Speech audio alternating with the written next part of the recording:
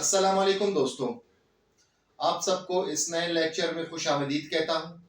آج کا جو لیکچر ہے، کسی نے ہم سے سوال پوچھا تھا، کسی دوست نے ہم سے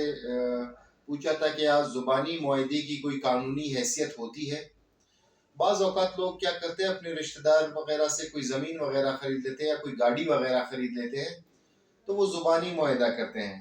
تو اس زبانی معاہدے کی کیا قانونی حیثیت ہے؟ کیا قانون میں اس زبانی معاہدے کی کوئی جگہ بھی ہے یا نہیں، یا اس کو ثابت بھی کیا جا سکتا ہے یا نہیں؟ تو آج اس ٹاپک پہ تھوڑی سی روشنی ڈالتے ہیں۔ دیکھیں، زبانی معاہدے کو بھی اسی طرح کی قانونی اہمیت حاصل ہے جس طرح سے تحریری معاہدے کو قانونی اہمیت حاصل ہوتی ہے۔ جو تحریری معاہدہ ہوتا ہے، اس کو ثابت تو اس لیے آسان ہوتا ہے کیونکہ وہ ایک تحریر کی شکل میں ہوتا ہے، اسٹیمپ پیپر پر دونوں فریقین کے اور گواہوں کے دستخط وغیرہ اور انگوٹھے وغیرہ موجود ہوتے ہیں، اور باقاعدہ ایک کمشنر وغیرہ نے اٹیسٹ کر کے اس کی رجسٹریشن کی ہوتی ہے اور اس کا ایک ریکارڈ موجود ہوتا ہے۔ تو اس لیے زیادہ پریفرنس میں یہ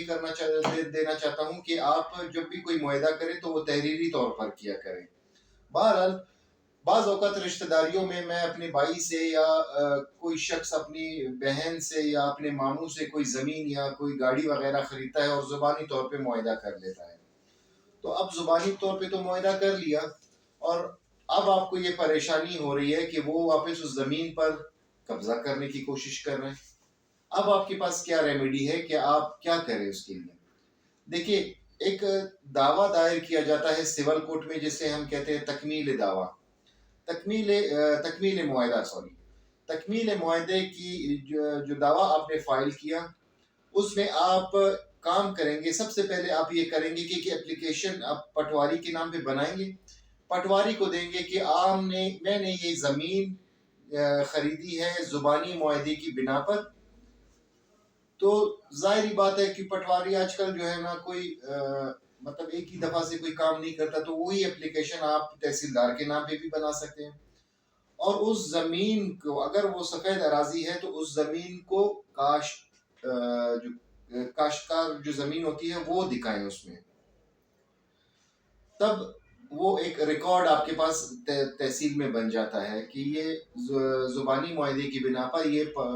جو زمین ہے یہ خریدی گئی تھی۔ اگر ایسا نہیں ہوتا تو آپ کریں گے کہ آپ دو گواہان جن کے سامنے یہ معاہدہ طے پایا تھا، ان کو عدالت میں پیش کریں گے، اور جو بھی آپ نے دعوے میں لکھا ہے اسی دعوے کے مطابق جو زمین کی بابت ہے یا گاڑی کی بابت ہے، وہ دو گواہان پیش ہوں گے اور وہ آپ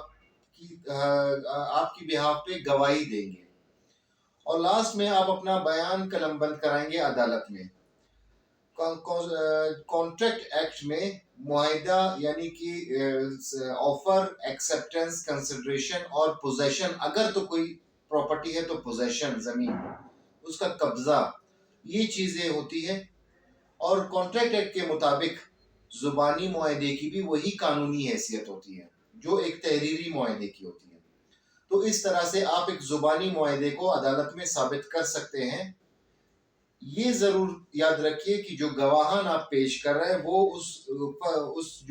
جو معاہدہ ہو رہا ہوتا ہے اس ٹائم پر وہ وہاں پہ موجود ہو۔ بعض اوقات ہم غلط لوگوں کو گواہ بنا کے عدالت میں پیش تو کر جاتے ہیں، لیکن بعد میں ہوتا یہ ہے کہ وہ جو گواہی دیتے ہیں وہ ہمارے خلاف چلی جاتی ہے، کیونکہ وہ موقع پہ موجود ہوتے نہیں ہیں، ان کو جو ریئل فیکٹس ہوتے ہیں وہ پتہ نہیں ہوتے، تو وہ ہمیں لینے کے دینے پڑ جاتے ہیں۔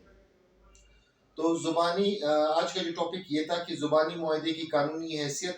اس کی وہی قانونی حیثیت ہے، لیکن اس کو ثابت کرنا آپ کے بہاف پہ ہے، اور اس کو جو ثابت کیا جا سکتا ہے وہ کن قانونی طریقے سے ثابت کیا جا سکتا ہے وہ میں نے آلریڈی بتا چکا ہوں۔ تو آج کے لیے اتنا ہی، so see you in next lecture, thank you very much.